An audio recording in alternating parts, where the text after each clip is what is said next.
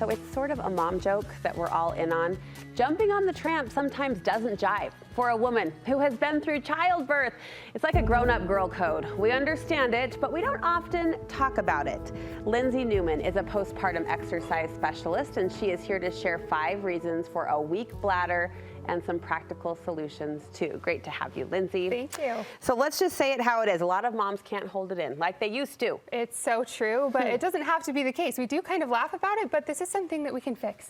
Now, there are circumstances that require medical intervention. There are, definitely. Incontinence is kind of the step 1 symptom that we're watching for, but if that's left untreated long term, that can lead to more organ prolapse, where your bladder, your uterus start to actually descend out of your pelvic floor. So that's something we really want to prevent and nip this in the bud before it gets to that point where surgery, when it becomes severe, is the only option.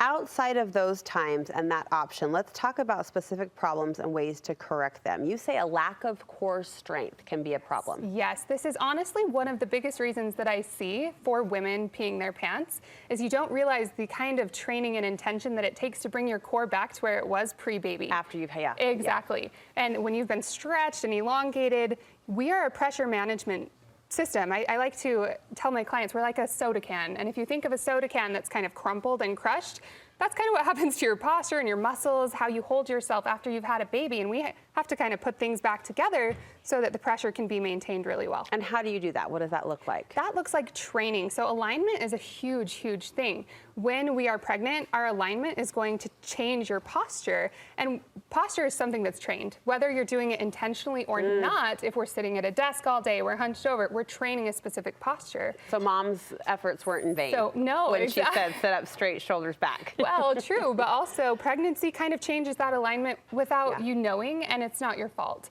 But it is something that we can train and kind of put back, and your core is a huge piece of keeping you stacked really nice and neat so that the signaling from the top of your body makes sense to the bottom. And that's just a practice that over time your body will learn how to... training.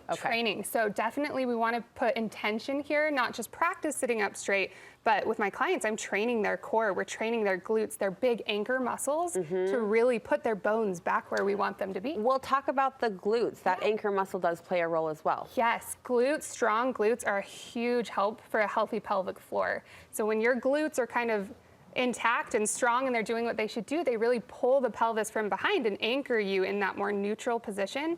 When they don't, we've got lots of little muscles that have to compensate, can create a lot of tension in your pelvic floor, a lot of deep butt pain, tailbone pain, SI joint pain, things that lots of women struggle with as a result. A lot of women complain that their derriere just fell flat after pregnancy. Is that part of what you're talking to? It's such a thing. Yeah. It's such a thing. We call it pancake butt, mom butt. But yes, exactly. When that alignment changes, your big glutes, they're not really in line to do their job as well as we want them to. So we have to train you back to where you came from. You say breathing can have a role in this. Yes, breathing. So if you've seen those bike pumps where you're pumping up a tire and you're taking all that air and you're pressing it down and it moves through the funnel, when we get caught in a reverse breathing pattern, that's what's happening. And we are sending air down and it's pressing on the bladder, and that's how we expel urine. But this happens when we're pregnant because our rib cage changes, baby takes up space, our pressure system doesn't work well.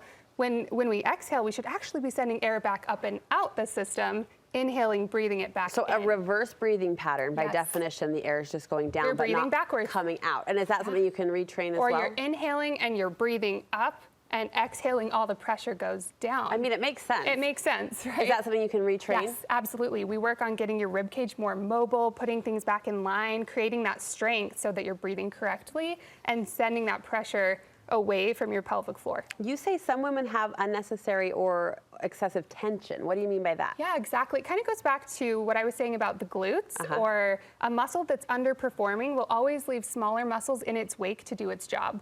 So if you're missing a lot of core strength, you'll find a lot of women feel really tight in their neck, their shoulders, their back. They have all sorts of pain, and that compensation is going to cause a lot of problems and tension at the pelvic floor. Our body will just grip to keep itself as safe and neutral as possible, but that's not going to be as effective long term, especially if you want to be active.